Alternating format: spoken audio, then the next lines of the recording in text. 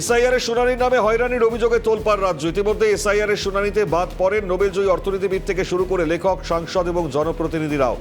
শুনানিতে ডাক পড়েছে নেতাজি সুভাষচন্দ্র বসুর প্রপৌত্র চন্দ্র বসুর। গত 16 জানুয়ারি তিনি হাজিরাও দিয়েছিলেন দক্ষিণ কলকাতার একটি স্কুলে। সেই সঙ্গে জমা দিয়েছিলেন প্রয়োজনীয় নথি। তারপরেও কেন তাকে ডেকে পাঠানো হলো তা জানেন না তিনি।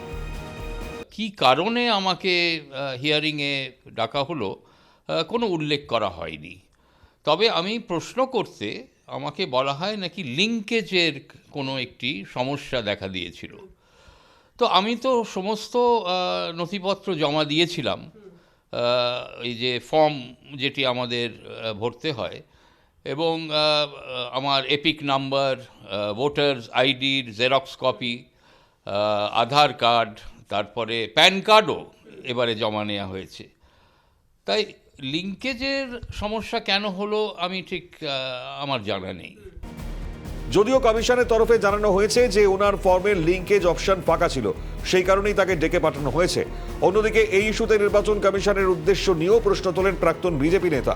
তার মতে, নির্বাচনের আগে এত তাড়াহুড়ো না করলেই পারত কমিশন। এত তাড়াতাড়ি করার কি প্রশ্ন? মানে এটা তো একটা 4-5 মাস 6 মাসের সময়ের এক্সারসাইজ। তো এখন এই নির্বাচনের পূর্বে 1-1.5 মাসে এটি করা।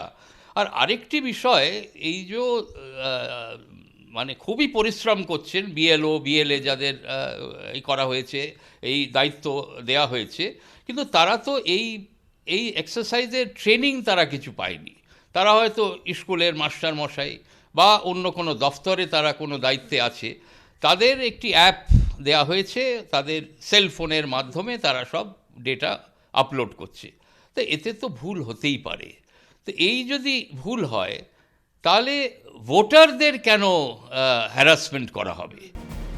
তার কথায়, কিছু অবৈধ ভোটারের জন্য রাজ্যের একটা বড় সংখ্যক মানুষকে হয়রানির মধ্যে ফেলা উচিত নয়। যেটা কমন সেন্সে যেটা বলে যে এইভাবে করলে পরে এতে অনেক রকম ত্রুটি দেখা দেবে। এবং আরেকটি বিষয়, এই যে আমাদের পশ্চিমবাংলায় প্রায় 10 কোটি মানুষ, তো এতে বেশিরভাগ সংখ্যায় জেনুইন ভোটার। কত শতাংশ ইললিগাল ইমিগ্রেন্ট বা ফলস ভোটার আছে? 0 কিছু হতে পারে। তো এই এত অল্প সংখ্যা ইললিগাল ভোটারের জন্যে আপনি 10 কোটি মানুষকে আপনি হ্যারাস করছেন। তো এটা একেবারেই সঠিক নয়। অন্যদিকে এসআইআর এর শুনানির নোটিশ পেলেন বিজেপির প্রাক্তন সাংসদ পদ্মভূষণ স্বপন দাশগুপ্ত। মঙ্গলবার বাসন্তী দেবী কলেজে হিয়ারিং এ তিনি উপস্থিত থাকবেন বলে জানা গিয়েছে। এখানেই প্রশ্ন উঠছে যে নির্বাচনকে মাথায় রেখেই কি এই সক্রিয়তা কমিশনের? বিরোধীদের চাপে রাখার চেষ্টা? প্রশ্ন রাজনৈতিক মহলের। ক্যামেরায় প্রসন্ন নস্করের সঙ্গে অভিরূপা সাহার রিপোর্ট, ক্যালকাটা নিউজ।